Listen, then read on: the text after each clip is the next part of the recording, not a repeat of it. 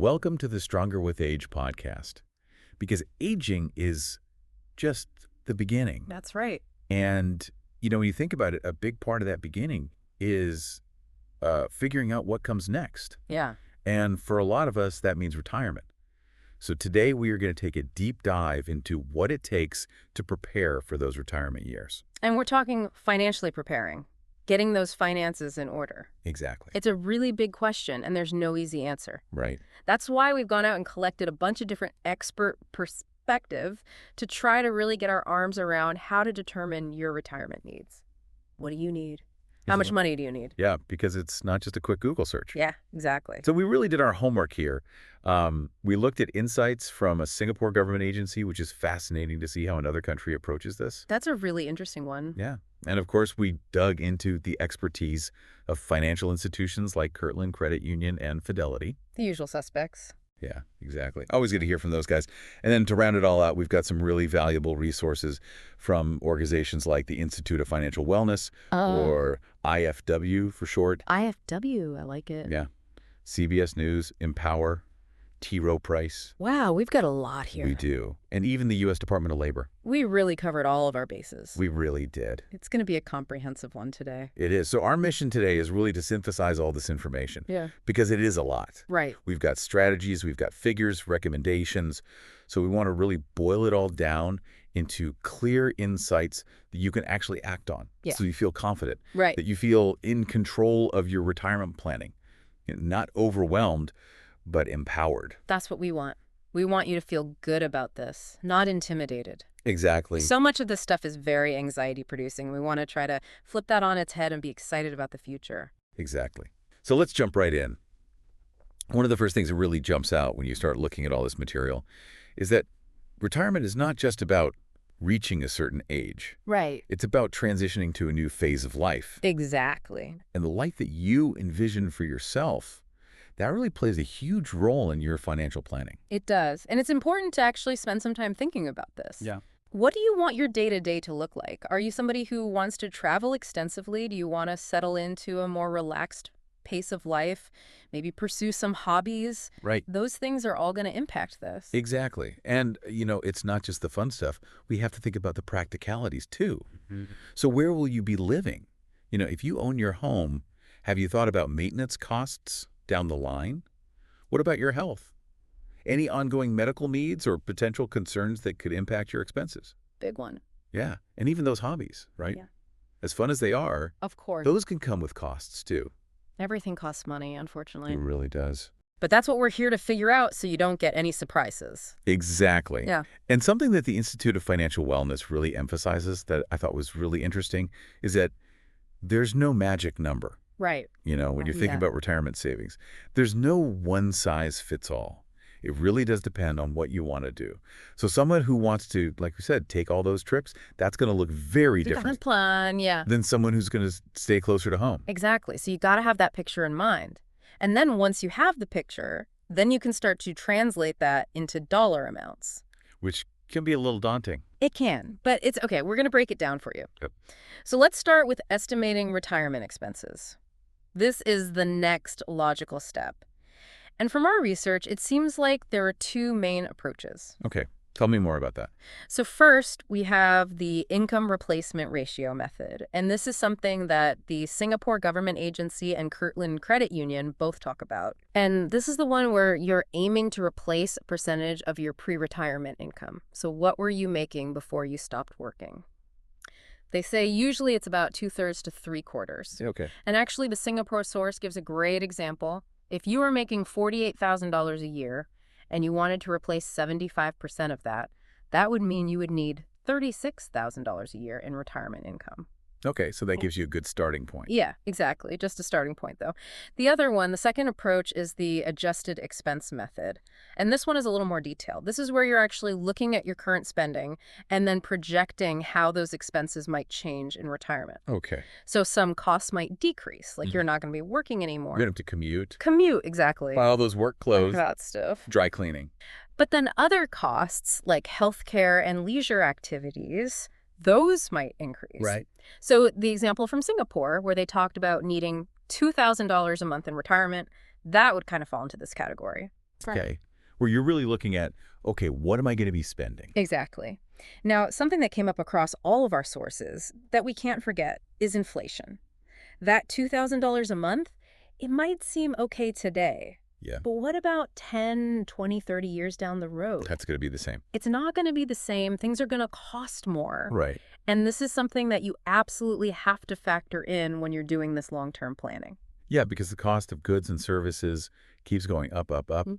And if your income isn't keeping pace, you're really losing purchasing power over time. Exactly. And it's not just general inflation. Right. We saw a lot of sources like Kirtland Credit Union, IFW, CBS News, all talking about healthcare costs Huge. and how those are a major factor. And they're on the rise. They are consistently. Yeah. And, the IFW even recommends budgeting about 15% of your retirement income just for medical expenses. Wow.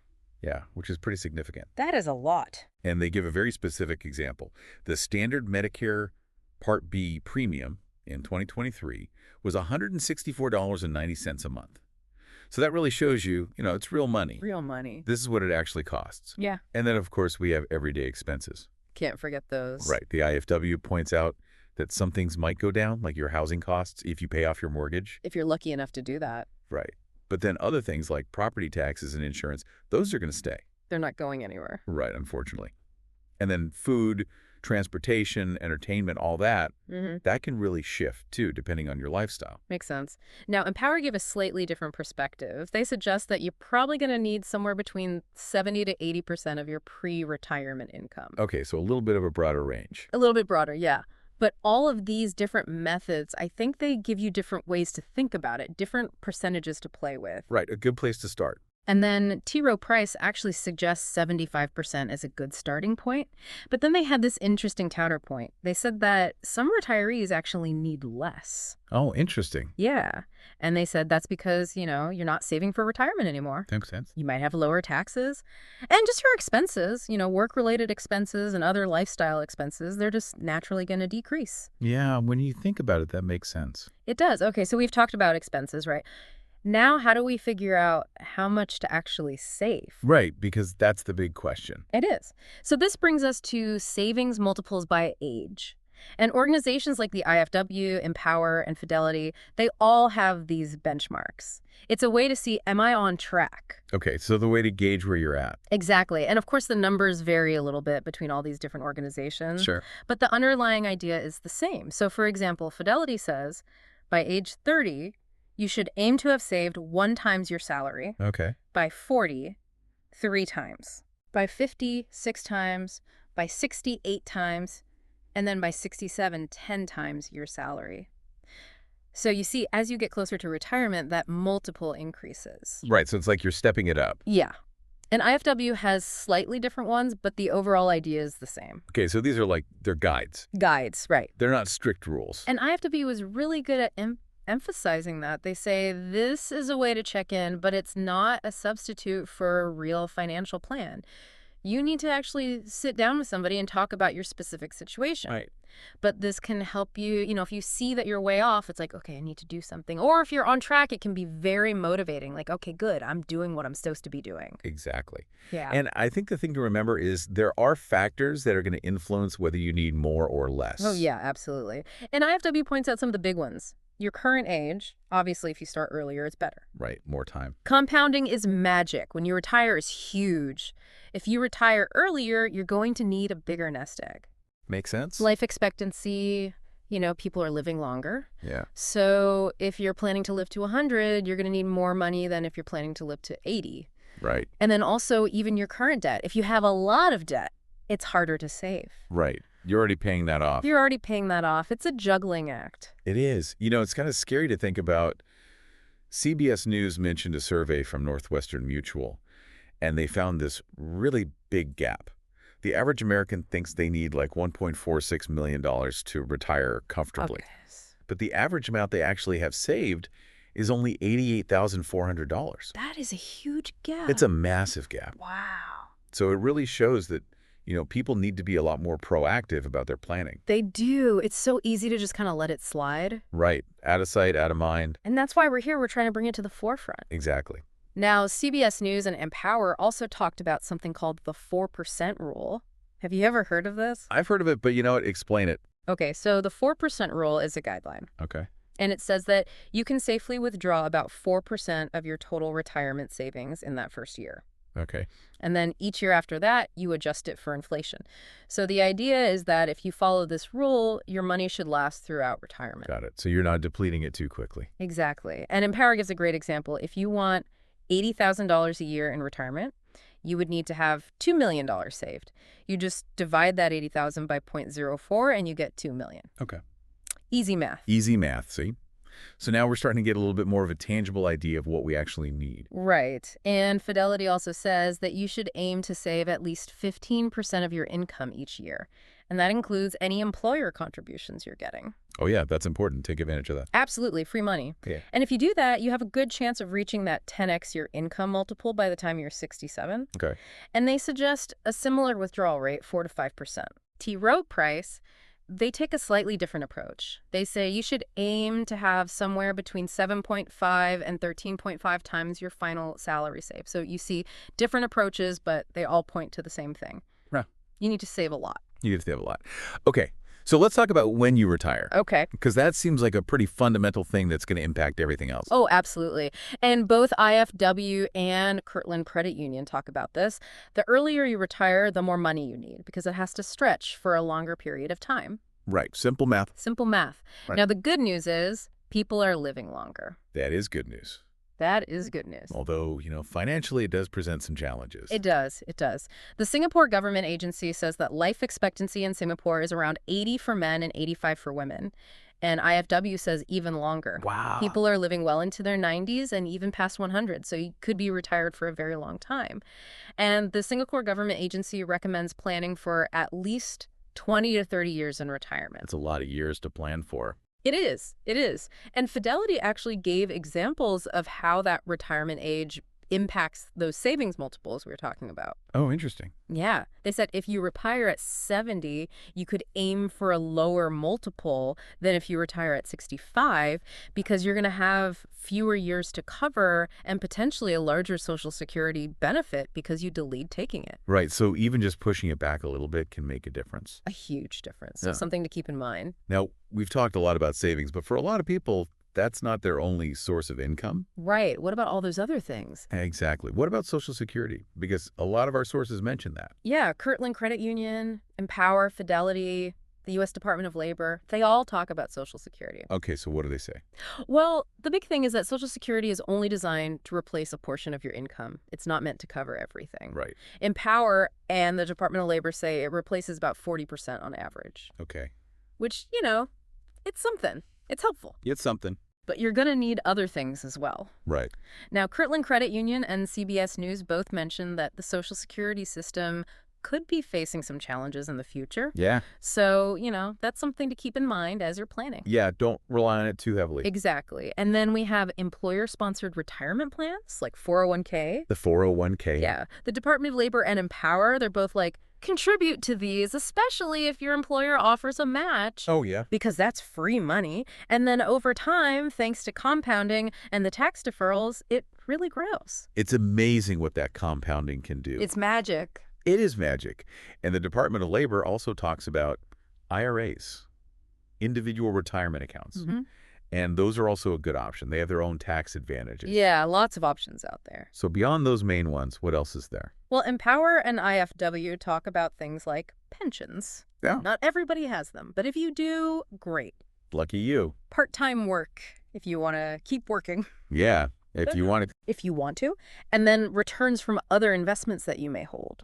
So you see, there are other things you can do. So it's not just all on you to save every penny. Right. There are other ways to bring in income.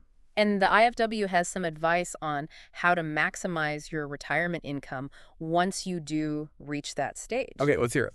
So they say you should diversify. Okay, that makes sense. Don't put all your eggs in one basket. Exactly. So have Social Security, have retirement account withdrawals, and maybe even consider things like annuities, Okay. which can give you a more predictable income stream. Right, so you know what to expect. Exactly. And then, of course, as we talked about before, working a little bit longer or taking on a part-time job, that can also help. Right. Keeps you active, too. Yeah.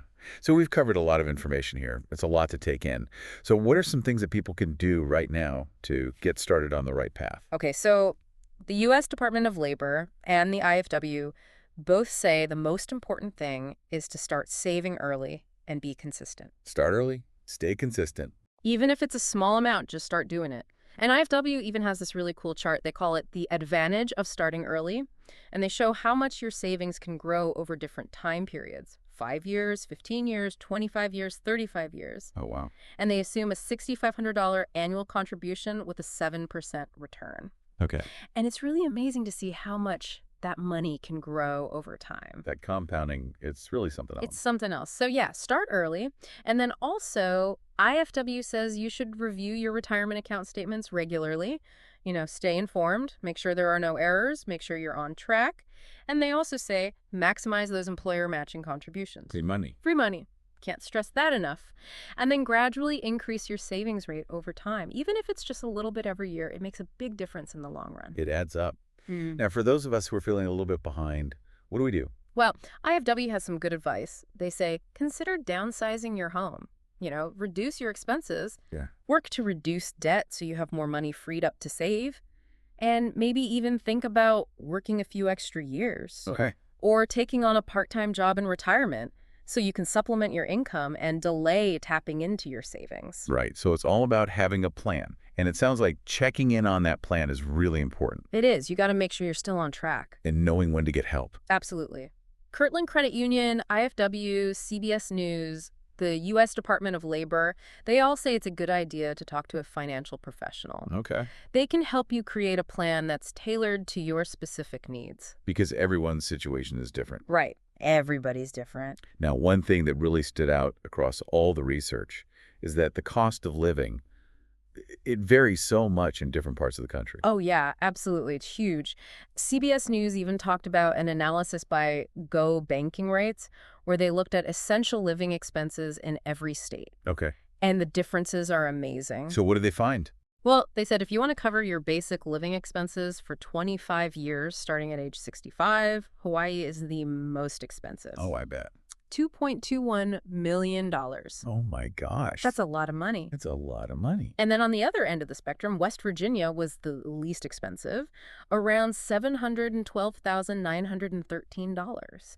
So that's almost a $1.5 million difference. Wow, that is a huge difference. That's massive. So where you live really makes a big difference. It does. Now, did they factor in everything? What were they looking at? So they were looking at the average annual costs for things like housing, groceries, transportation, utilities, healthcare, and then they subtracted the average Social Security income. Okay. And then they applied that 4% rule to figure out how much you would need saved up. Okay. But it's important to remember that's just the baseline. It doesn't include things like, if you want to travel or any unexpected expenses. Right. And it sounds like housing is a big factor in those regional differences. Oh, huge. But healthcare and utilities and transportation, those play a role too. Everything plays a role. It does. They give a few other examples too, like Alabama, about $773,000, and California, over $1.6 million. Yeah, so you can really see where you choose to live is going to impact your financial needs. It's a big decision. Mm-hmm. Well, this has been a very in-depth exploration of how to figure out those retirement needs. It's been a lot. It's a lot to consider, but there's a lot of good information out there. There is, and hopefully we've given you a good starting point. Yeah. It's a very personal journey, figuring what you need, but there are resources, there are experts who can help guide you. So the most important thing is to be proactive. Start thinking about your future. Right. Start estimating those expenses and explore those different strategies that align with your goals. And remember, you don't have to do it alone. Exactly. Get help if you need it. There are people out there to help. Take that first step, do your research, and start building your roadmap for a strong and vibrant future. Okay, there you have it. Hope you enjoyed this episode. Stay tuned for upcoming episodes.